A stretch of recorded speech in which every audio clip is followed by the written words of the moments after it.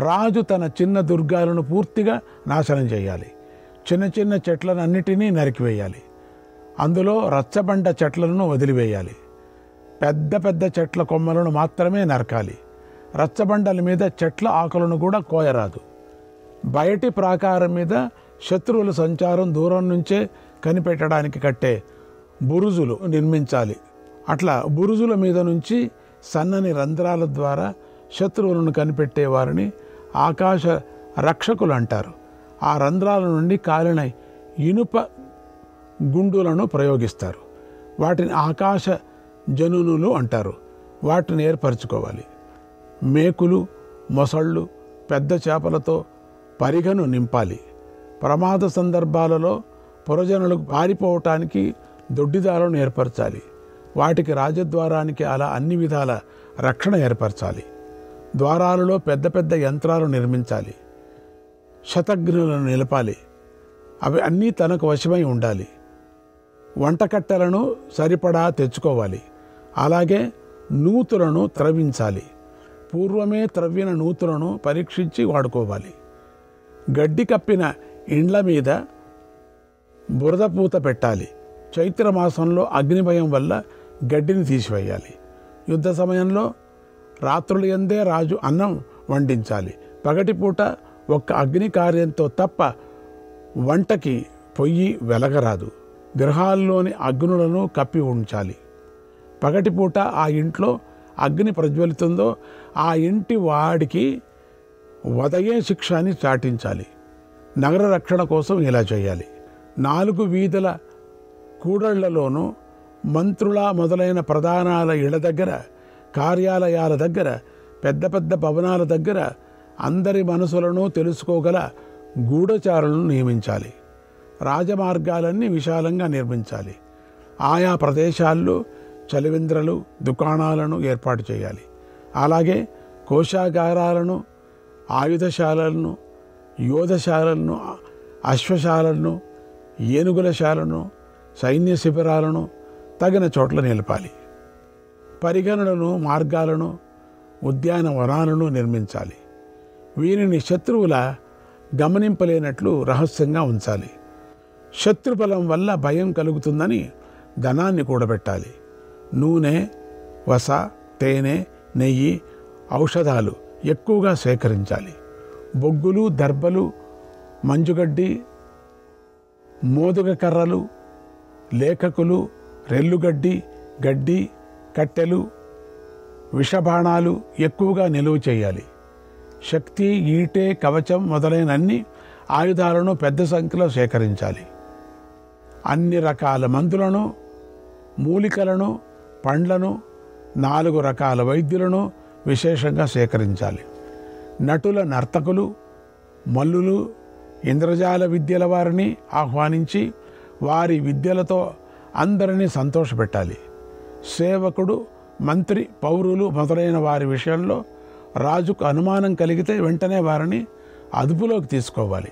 సేవకాదులు చక్కగా పని నిర్వహించినప్పుడు రాజు ధనాలతో సత్కరించాలి.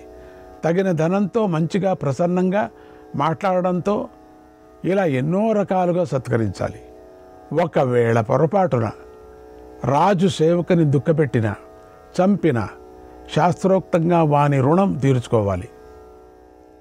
తాను, మంత్రులు, కోశాగారులు, దండం, మిత్రులు, జానపదులు, పురం అనేటువంటి ఈ 7 సమూహమైన రాజ్యాన్ని ప్రయత్నించి కాపాడుకోవాలి. షాడ్గుణ్యం, త్రివర్గం, త్రివర్గ పరమం ఈ 3 చక్కగా తెలిసిన రాజు ఈ భూమిని అనుభవిస్తాడు. ధర్మజ, షాడ్గుణ్యం అంటే సంధానాసనం, యాత్రా సంధానం, విరోధించి ఉండుట, ద్వైదీభావం, యాత్రా పరిగ్రహ్యసనం, ఇతరులను ఆశ్రయించుట. షాడ్గుణ్యం అంటే సంధి చేసుకొని నెమ్మదిగా ఉండటం. దండయాత్ర, వైరంతో ఉండటం, యాత్రను ప్రకటించి ఉండటం, శత్రువులను విడదీయటం, దుర్గాదులను కానీ ఇతర రాజులను కానీ ఆశ్రయించటం. క్షయం, స్థానం, వృద్ధి వీటిని త్రివర్గం అంటారు.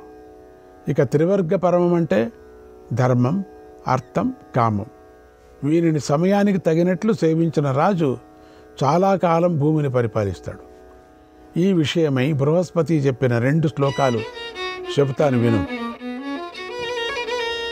కృత్వా సర్వాణి కార్యాణి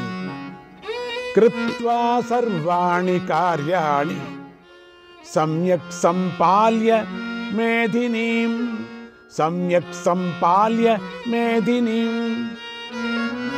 పాలయిత్వా తథా పౌరాన్ పరత్ర సుఖమే దతే. అన్ని కర్తవ్యాలు పూర్తి చేసుకొని భూమిని చక్కగా పరిపాలించి ప్రజలందరినీ రక్షించిన రాజు పరమమందు చాలా సుఖపడతాడు. కిం తస్య తపసారాజ్ఞః కించ తస్య ధ్వరైరపి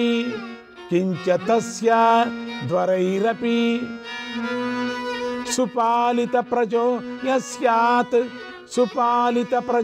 యస్యాత్ సర్వధర్మ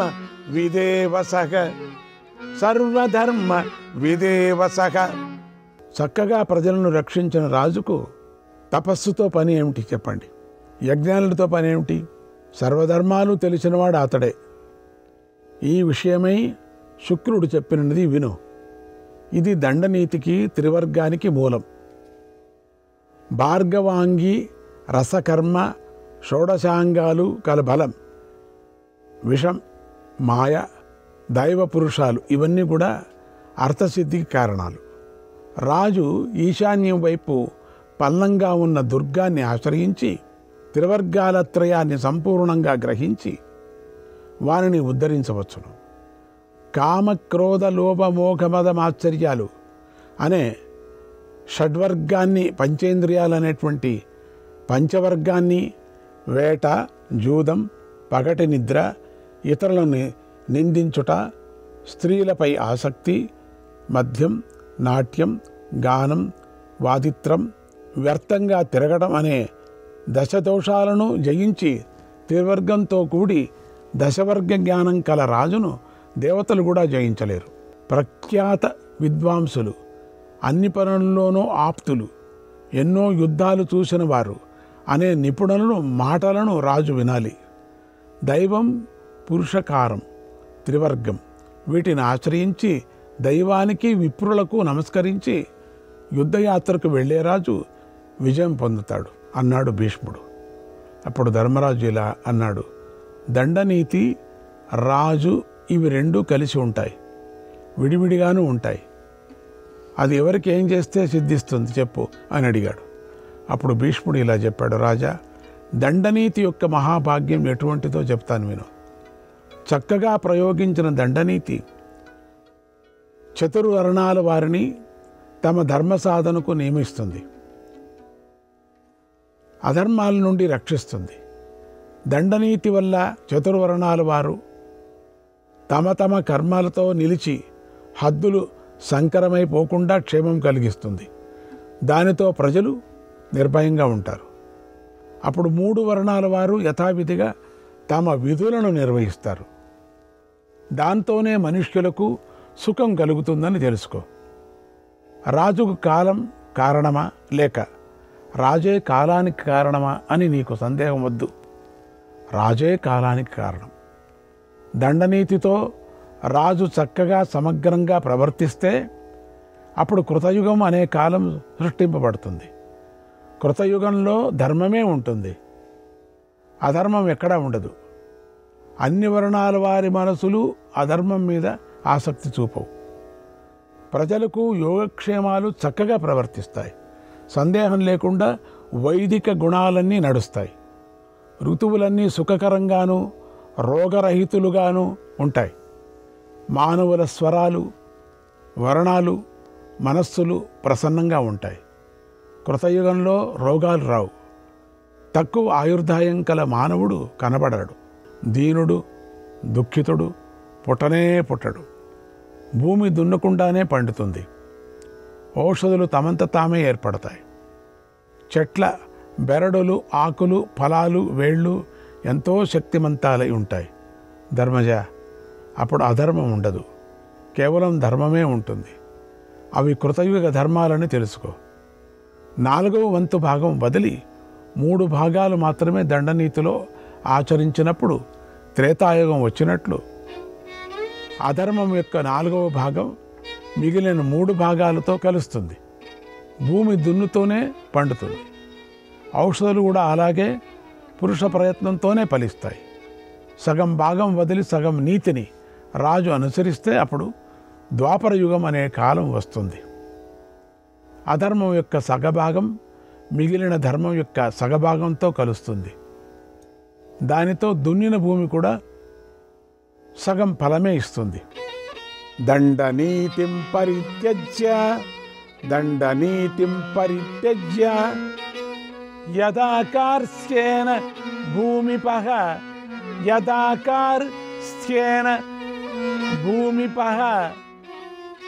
ప్రజాః క్లిశ్నాత్యయోగేన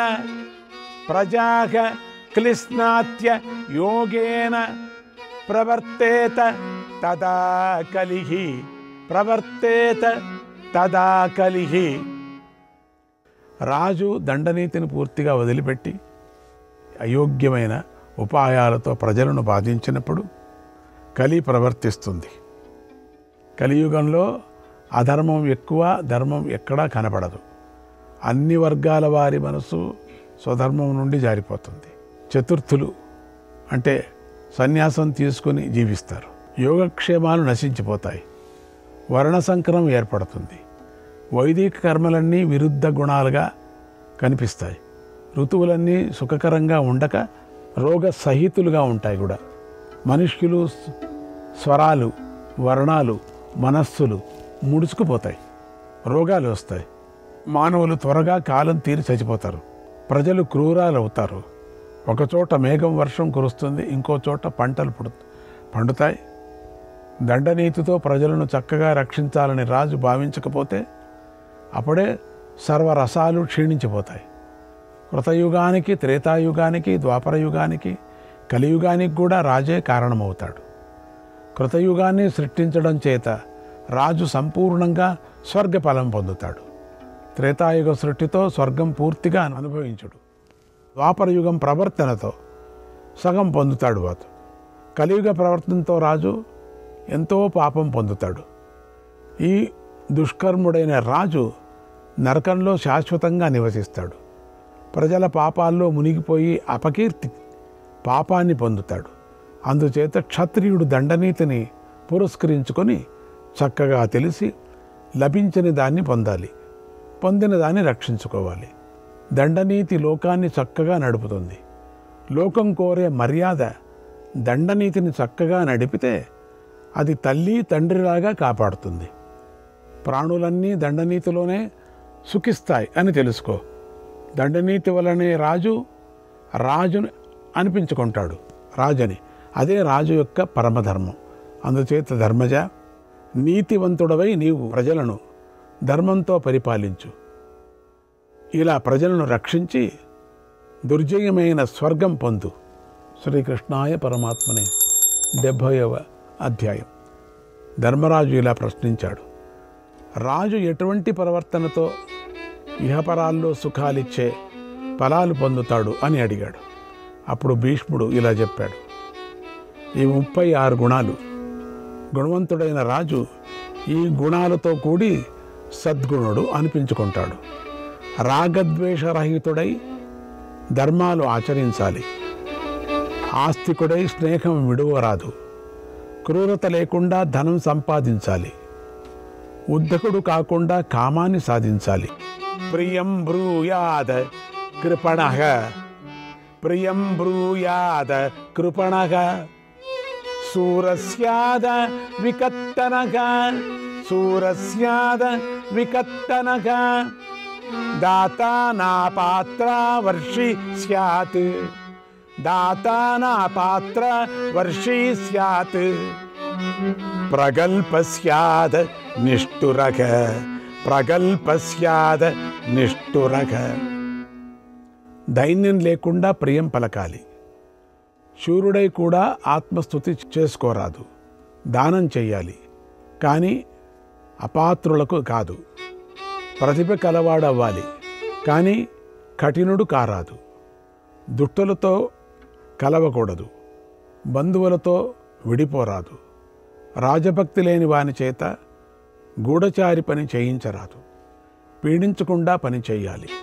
అర్థం బ్రూయాన్న చాసస్సు, అర్థం బ్రూయాన్న చాసస్సు, గుణాన్ బ్రూయాన్న చాత్మనక, గుణాన్ బ్రూయాన్న చాత్మనక,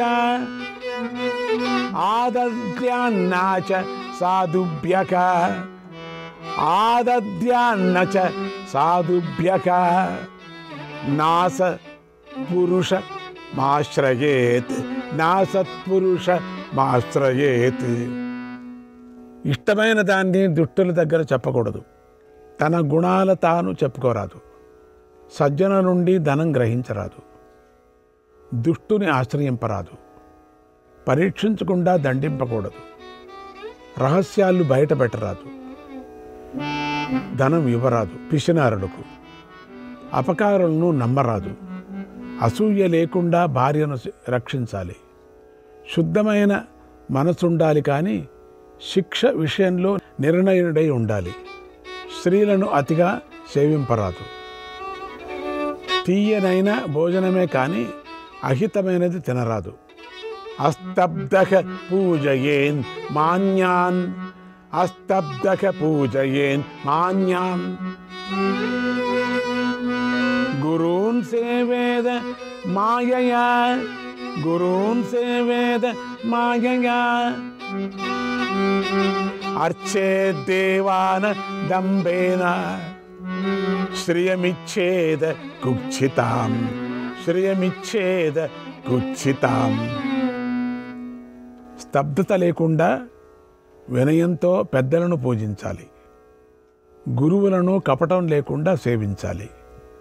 ఆర్భాటం లేకుండా దైవాన్ని ఆరాధించాలి. నిందలేని ధనం కోరుకోవాలి. ప్రేమతో సేవించాలి. సమయం తెలిసి కార్యాచరణానికి పూనుకోవాలి. మృదుత్వం ఉండాలి, కానీ విడిచి పారేయటానికి కాదు. అనుగ్రహిస్తూ ఆక్షేపించరాదు. తెలుసుకోకుండా దండింపరాదు. శత్రువును చంపినా వారి బంధువులను దుఃఖపెట్టరాదు. అకస్మాత్తుగా కోపం పొందకూడదు. అపకారుల పట్ల మృదుత్వం పనికిరాదు.